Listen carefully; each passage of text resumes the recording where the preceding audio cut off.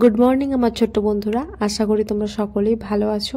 আমার এই ছোট্ট চ্যানেল রিয়া কুইজ হবে তোমাদের সকলকে জানাই স্বাগত। তো দেখো, আজকে আমরা ক্লাস 4-এর উইংস পার্ট 1 বইয়ের রিভিশন লেসনের অন্তর্গত অ্যাক্টিভিটি 15 অর্থাৎ 15 থেকে 18 অর্থাৎ 18 পর্যন্ত অর্থাৎ পেজ নাম্বার 12 থেকে 13 পর্যন্ত আলোচনা করব। তো চলো শুরু করা যাক। তো দেখো, এখানে অ্যাক্টিভিটি 15-এ বলা হয়েছে আন্ডারলাইন দ্য নেমিং ওয়ার্ডস, অর্থাৎ নাম বোঝাচ্ছে এমন শব্দগুলোতে দাগ দিতে বলা হয়েছে ইন দ্য ফলোইং সেন্টেন্সেস, অর্থাৎ নিচে দেওয়া বাক্যগুলিতে। তো দেখো, এখানে একের দাগে বলা হয়েছে উই রিড দ্য বুক পাতাবাহার, যার মানে দাঁড়ায় যে উই মানে আমরা, রিড মানে পড়ি, দ্য বুক পাতাবাহার অর্থাৎ পাতাবাহার নামক বইটি। তাহলে এখানে কোনগুলোর নাম বোঝাচ্ছে দেখো, বুক মানে বই, এটি একটি নাম বোঝাচ্ছে, তাহলে এটি হয়ে যাবে নেমিং ওয়ার্ড, এবং পাতাবাহার নির্দিষ্ট করে বইটির নাম বলা হয়েছে পাতাবাহার, তাহলে এটিও হয়ে যাবে একটি নেমিং ওয়ার্ড। তো দেখো, আমি এখানে আন্ডারলাইন করিনি, কিন্তু মাথায় টিক দিয়ে বুঝিয়ে দিয়েছি। এরপর 2-এর দাগে বলা হয়েছে দেখো, the name of my pet cat, অর্থাৎ আমার পোষা বিড়ালটির নাম ইজ হয় কুটুস, অর্থাৎ এখানে কি কি নেমিং ওয়ার্ড হবে দেখো, দ্য নেম অর্থাৎ যেই যে নেম ওয়ার্ড এটিও একটি নেমিং ওয়ার্ড হবে, এবং ক্যাট এটিও একটি নেমিং ওয়ার্ড হবে, এবং কুটুস পার্টিকুলার যে বিড়ালটির নাম বলা হয়েছে সেটিও একটি নেমিং ওয়ার্ড হবে।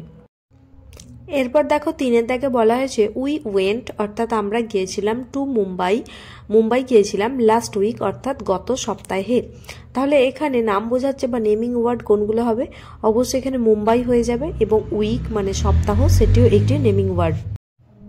4-এর দাগে বলা হয়েছে Sealdah is a railway station, আর যার মানে দাঁড়ায় যে শিয়ালদা হলো একটি রেল স্টেশন। নেমিং ওয়ার্ড হবে শিয়ালদা, এবং স্টেশন দুটি হয়ে যাবে নেমিং ওয়ার্ড। তো এখানে আমি একটি কথা বলে নেব যে নেমিং ওয়ার্ডের একটি গ্রামাটিক্যাল নাম আছে, সেটি হবে নাউন। ঠিক আছে, নাউন বা বিশেষ্য বাংলায় বলা হয়ে থাকে, এবং এই নাউনের ওপর অনেক ভাগ থাকে, যেমন হচ্ছে এখানে কমন নাউন আর প্রপার নাউন। আমি এখানে বলে নেব, প্রপার মানে হচ্ছে পার্টিকুলার কোনো বস্তু বা যে কোনো জিনিসের নাম বোঝালে, যেমন এখানে যে পাতাবাহার নাম আছে, কুটুস নাম আছে, মুম্বাই নাম আছে, শিয়ালদা নাম আছে, এগুলো সবই হলো প্রপার নাউন। এদের বৈশিষ্ট্য হলো বাক্যের এরা যেখানেই বসুক না কেন এদের প্রথম অক্ষরটি বা প্রথম লেটারটি সবসময় ক্যাপিটাল হয়, আর বাকি যেগুলো নেমিং ওয়ার্ডে দাগ দিলাম ওগুলো সব কমন নাউনের মধ্যে পড়ে। এরপর দেখো, অ্যাক্টিভিটি 16-এ বলা হয়েছে সার্কেল দ্য ডেসক্রাইবিং ওয়ার্ডস। তো ডেসক্রাইব করা মানে কি, বর্ণনা করা, অর্থাৎ এমন কিছু শব্দ আছে যেগুলো অন্যকে বর্ণনা করছে, তেমন ডেসক্রাইবিং ওয়ার্ডগুলোকে তোমাদের সিলেক্ট করে সার্কেল অর্থাৎ বৃত্ত করতে বলা হয়েছে। তো দেখো, 1 নম্বরে বলা হয়েছে the tall man rides on a bus, অর্থাৎ যার মানে দাঁড়াচ্ছে যে দ্য টল ম্যান মানে লম্বা লোকটি কি করছে না, সে বাসে চড়ে, রাইডস মানে চড়া। তো এখানে কি মনে হচ্ছে, লোকটি কেমন না টল, অর্থাৎ এখানে ম্যানকে ডিসক্রাইব করছে কোন শব্দটি, টল, তাহলে এখানে টলই হয়ে যাবে ডিসক্রাইবিং ওয়ার্ড। তো সেই কারণে এটা সার্কেল হবে, তো আমি এখানে সার্কেল বা গোল করিনি, টিক দিয়েছি। এরপর 2-এর দাগে বলা হয়েছে she drew a beautiful picture, অর্থাৎ সে একটি সুন্দর ছবি এঁকেছিল।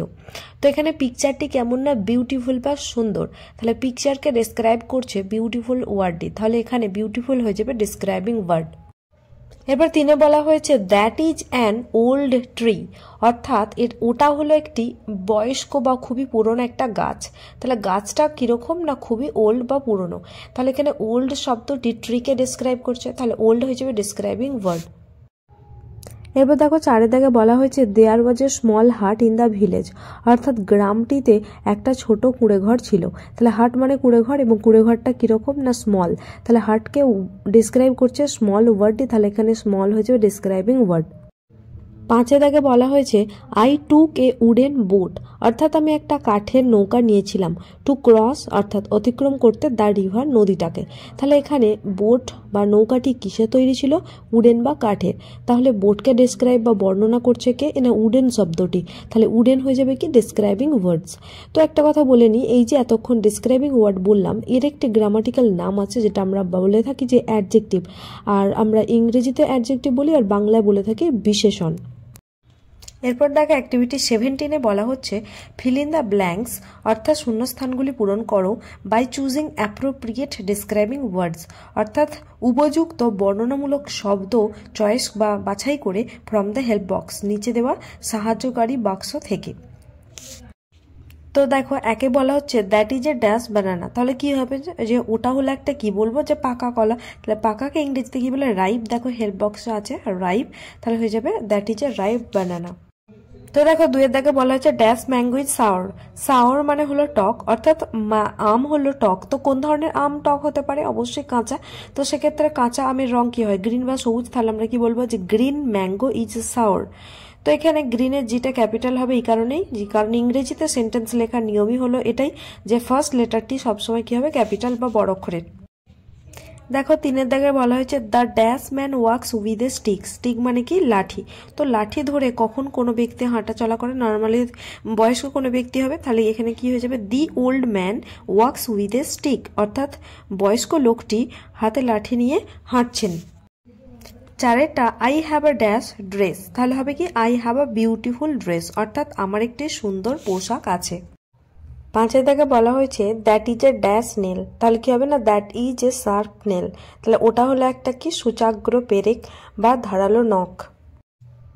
এরপর দেখো অ্যাক্টিভিটি 18-এ বলা হয়েছে write the plural forms of the following words, অর্থাৎ নিচে উল্লিখিত শব্দগুলির প্লুরাল ফর্ম বা বহু বচন কি হবে সেটা লিখতে বলা হয়েছে এবং একটি করে দেখানো হয়েছে। দেখো তো সিঙ্গুলার বা এক বচনে বুক মানে একটি বই এবং প্লুরালে বুকস মানে কি হবে অনেকগুলি বই বা একের বেশি বই। 2 নম্বরে ট্রি, ট্রি মানে কি গাছ, মানে সেটি একটি গাছ বোঝাচ্ছে এবং প্লুরালে একের বেশি গাছ বোঝালে হবে ট্রিজ, TREES ট্রিজ। 3-এর দাগে আছে টয়, টয় মানে কি খেলনা, অর্থাৎ একটি খেলনা বোঝায় এবং প্লুরাল করলে হবে টয়েজ, TOYS টয়েজ মানে কি একের বেশি খেলনা।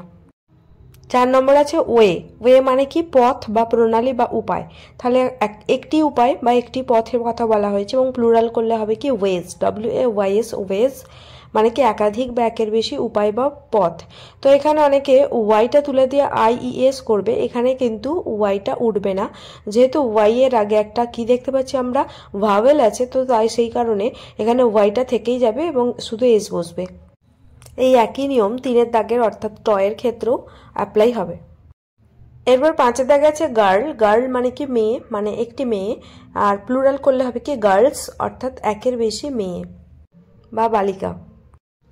আমার ছোট্ট বন্ধুরা আজ এই পর্যন্তই, দেখা হচ্ছে পরের ক্লাসে। তোমাদের যদি এই ক্লাসটি ভালো লেগে থাকে তাহলে অবশ্যই একটা লাইক দিও, যেটা আমায় মোটিভেট করবে নতুন ক্লাস আনতে। আর যদি তোমরা নতুন হয়ে থাকো এই চ্যানেলে তাহলে রিয়া কুইঝাপ নামের এই চ্যানেলটিকে সাবস্ক্রাইব করে পাশে থেকেও, যাতে পরবর্তী ক্লাসের নোটিশ সবার আগে তোমার কাছে পৌঁছাতে পারে এবং পারলে তোমরা এই ক্লাসের লিঙ্কটি তোমাদের ফ্রেন্ড সার্কেলে শেয়ার করো, যাতে তারাও এই ক্লাস থেকে উপকৃত হতে পারে। আর প্লেলিস্ট বলতে এখন পর্যন্ত ক্লাস 4-এর মোট 3টি সাবজেক্ট অর্থাৎ বাংলা এবং হচ্ছে ইংরেজির 2টি অর্থাৎ বাটারফ্লাই এবং উইংস পার্ট 1, এই 3টি বইয়ের ওপর বেশ কয়েকটি আমি ক্লাস দিয়েছি এবং সেগুলো আলাদা করে প্লেলিস্ট বানানো আছে। তোমরা হচ্ছে ডিসক্রিপশন বক্সে তার লিঙ্ক থাকবে, সেখান থেকে বাকি ক্লাসগুলো দেখে নিতে পারো। ধন্যবাদ।